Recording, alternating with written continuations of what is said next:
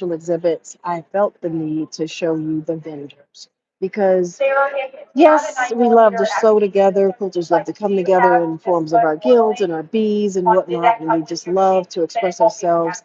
And a lot of times we get asked the question, why do you cut up perfectly good fabric to make things, right? Because garment sewers don't cut up fabric into as many pieces as we do. But let me show you because the vendors truly help and show you their booths will truly help to show you what we understand is possible when we cut up our fabrics. And what's possible not only in the quilts that we make, but size wise, you can make a full quilt, you can make a wall hanging, you can use quilting techniques to make various garments versus various home decor pieces, bags, everything, right? So there's a lot that quilters do with the fabrics and techniques that we know how to do. And I want to say you will be impressed with what you see is happening in our vendor booths. And obviously, they want to help us understand why we need to buy their stuff. So they put up some really wonderful displays in their booths. So I'm going to turn this around and I'm just going to quickly walk through, and so you could see the variations of some of the booths. Now, when you're watching this later on replay, certainly stop and take a look at any one of the quilts that you see, any of the themes. But as you can see, they've already coordinated the fabrics that we are going to buy to help make sure that all of the fabrics that you put together in a project, doesn't matter what the project is, that they go together. They have patterns for us to be enticed to buy as well. So you get your fabrics, you get your pants, um, you get your patterns, and obviously they're going to show you the notions that help you make the projects that you select as easy as possible. So no matter what type of quilting technique you um, you like to do, there's a vendor here that's going to help you make what you like to make easy. And I love the thing that we have here at QuiltCon versus at some of the other quilt conferences is the what we call make and take. So as you can see here, there's a large number of people sitting down at the sewing machine. They're making something, they're taking it away, they're learning a new technique of some sort. And that's the fun bit. It gives us an opportunity to relax, sit down, and just enjoy and you meet new people. I've met some wonderful people doing my make and takes, I promise you.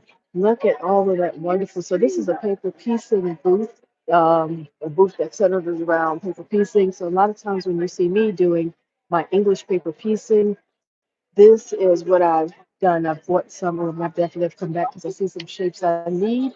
Um, Out of here. And I also see some beautiful patterns that I'm going to actually try to make myself. So, again, another area where people are sitting, making, taking some beautiful patterns within the booth itself. Oh, I know Tilda. I've loved some of their booths before. They have done some wonderful patterns. And I think that the thing that you get to understand as you go from quilt shop to quilt shop is each quilt shop has a particular personality. They have a color palette that speaks to their audience or the audience that they try to attract. And they stick to a particular types of patterns as well. So it's very uniform, so to speak. So you will see as you're here a very you see transition from booth to booth. Now all of these vendors have set their booths up to make sure that they are attracting us modern cultures into their booths, certainly, right? But as you can see, all of them are quite different. The color choice, the pattern choice is different. The other good thing that you love at any quilt conference is being able to sit down on the big machines and try them out. Now, here's some long arms here. So I think you heard me mention my long armor several times in previous videos. Yeah, she's got the big joker because I like to make my king size quilts, and she definitely makes sure that we are able to do well. Here's one of my favorite places, which is all about the threads. That is the Wonderful booth. Earlier this day, I did my make and take. I did a curve piecing, and I did. Hey, Patrice, Patrice, Patrice, Patrice. She's gone. She can't hear me.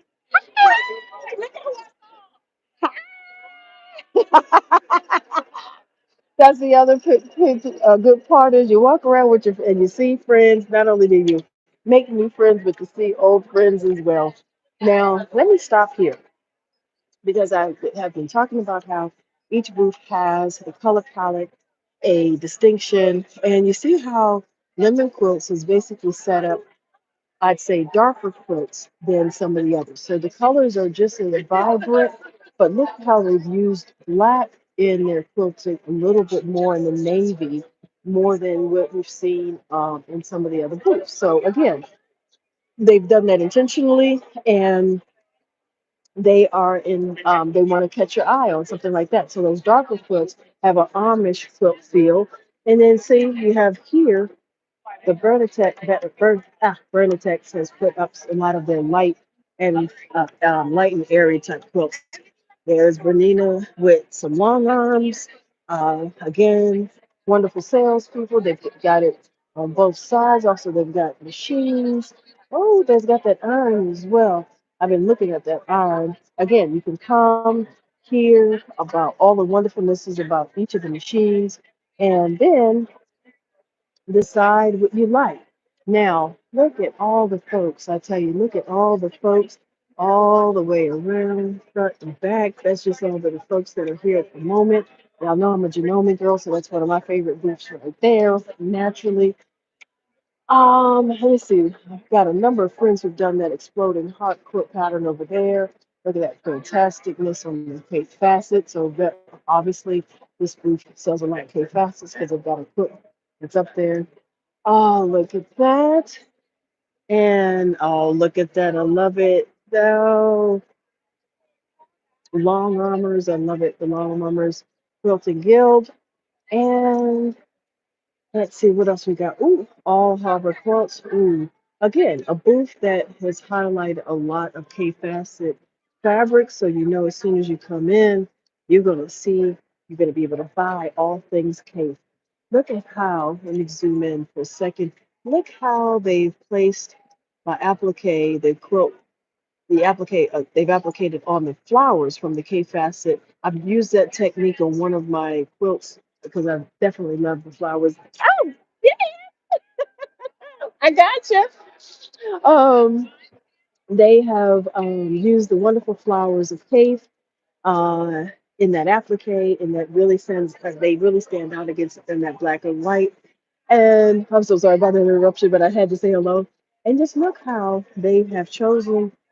Again, remember some of the beautiful quilting that was shown in the um, quilts on exhibit. You see some fantastic quilting in the booths here. So simple four patch quilt, but they fussy cut it to flowers, like another square and a square with that wonderful curve piece in there. Absolutely fantastic quilts. And again, another wonderful reason why we come to quilt festivals in all. That's the other side of the Wonderful booth. They're doing they make and take. Like I said, I did that make and take earlier. That is the local sewing vet, Mullen Queen. They were our sponsor in the class I taught. I can't wait to tell you about the class I taught the last night, certainly all day. I took the all day Friday. Now I'm going to end this video in this aisle because I think I've made the point. So hopefully you understand why we come in person. We come and we look at all of the booths. Web fabrics is one of my favorite as well. Um, I've been hearing about this booth Stitch, so I'm gonna definitely have to take a moment to look through this one as well. And yep, I love that over there. I love that example. Now, oh, this is a perfect place to end is on Latifa. Her booth has some wonderful patterns that she's made over the years. She has her own notions. And I did a wonderful quick retreat with her curved rulers, about a year ago. And And then Crimson Tate. Yep, some friends told me I needed to go to Crimson Tate, so I definitely will be going to Crimson Tate to do some of my shopping. And Fabric Cafe is another one as well. And that is it. I'm going to end there because I've taken 10 minutes just to show you about some of the vendors. That's not even half of the vendors that are here. And like I said earlier, we come, each of them have different personalities as far as what their offering is. And you, over time, when you come back from conference to conference, come begin to like know the vendors that you like in particular. You start to follow them and understand what you like to get from them from time to time. And then you explore and you find new vendors and you're like, oh, they've got some different things that now I like. Because the other thing about being creative or tapping into your creativity is that you will realize that over time, it changes. Your taste will change over time, and that's okay. So sometimes we have to destash, sometimes we have to get rid of things because we don't like it anymore, or we know we're not going to use it anymore, we're never going to get to it. Or like I said, it'll get used in somebody else's stash quicker than it will in ours. So it's okay to let it go. So I'm going to take some time to actually go to a couple of vendors and spread my love through my dollars. And I hope that y'all have enjoyed this. So if you have, put a comment down in the space below about what jumped out to you, and then I will make some comments maybe on that particular topic, that particular vendor, or the quilt that maybe you saw in their booth, maybe a notion that caught your eye or something that caught your eye.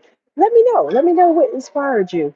And I will finish on that note. Again, have a wonderful afternoon.